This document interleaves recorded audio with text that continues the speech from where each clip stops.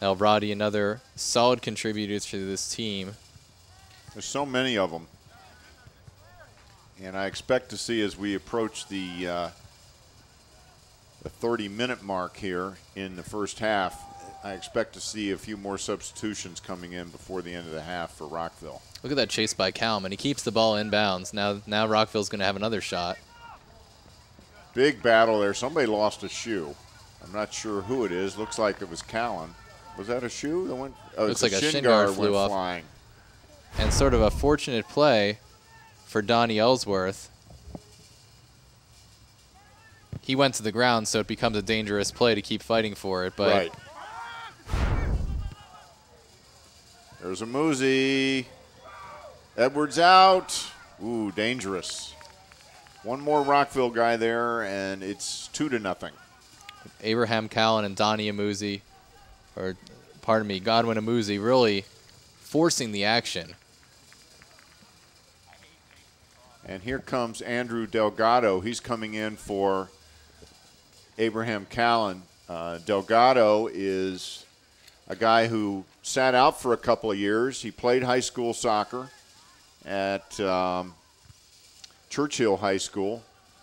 Came to Montgomery College, decided, well, I need to concentrate on my studies, but he missed soccer so much he came back this year, and he's really helped the team. He's been an excellent striker for, oh, nice pass to Keskine, and it just didn't get enough on it. Nice pass there by Delgado. Yeah, and Keskine giving the point to Delgado. Delgado did all that he could with that ball.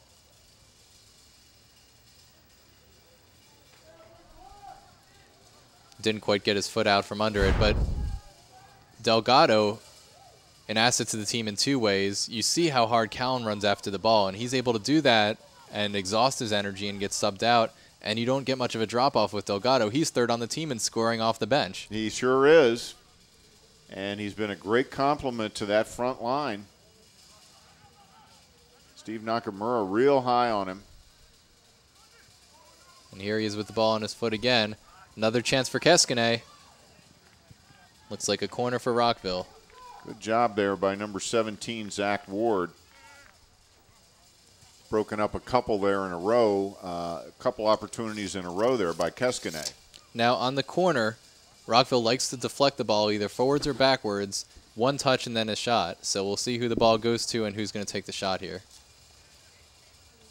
And it looks like Castillo taking the corner kick.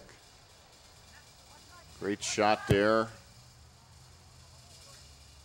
And it's a little long. But Rockville does retain control. Yeah, chance for possession here. There's a Muzi. Oh. Oh, he's going to see that one tonight in his dreams. Yeah, timing just off there by Amuzi. Great pass in front of the net. Edward Nosey dodged a bullet there. Yeah, off this pass, Edwards stuck in no man's land as he played the pass of the shot, and fortunately for him, Amuzi with a little bit of a whiff. Very acrobatic stop there by Vic Aquino. There's Castillo. Humbertson on him. I'm impressed with Allegany's defense. They're doing a good job with bringing the numbers back. They're keeping it strong in the middle. Lots of balls are won on the outside. Ruano, and boy, we had a collision there between Amuzi and Edwards in front of the net. Edwards wants a call because a foul on the keeper is a yellow card. So that's a significant play if he gets one. But both players just going after the ball there. And yeah, Godwin Amuzi, such a physical player, just has a nose for the ball and wants to get that thing in the goal. Boy, he really is. He's a very physical player and a very skilled player. A lot of times you have physical players that are not skilled or as skilled, but he has both elements going for him, as well as really good speed. Excellent play by Barack and Dungeon there. Allegany with the run out, but Dungeon closes on it, stops the play, and that fizzles out into a kick to the keeper. Rockville, I would say, controlling the pace for the most part here. We're getting a valiant defensive effort from Allegany, however. Edwards has been good in goal. He's had some fortuitous bounces for this as well. one. Look what out. Here we go. Godwin Amuzi. He tried to get it to Delgado. That was a great opportunity.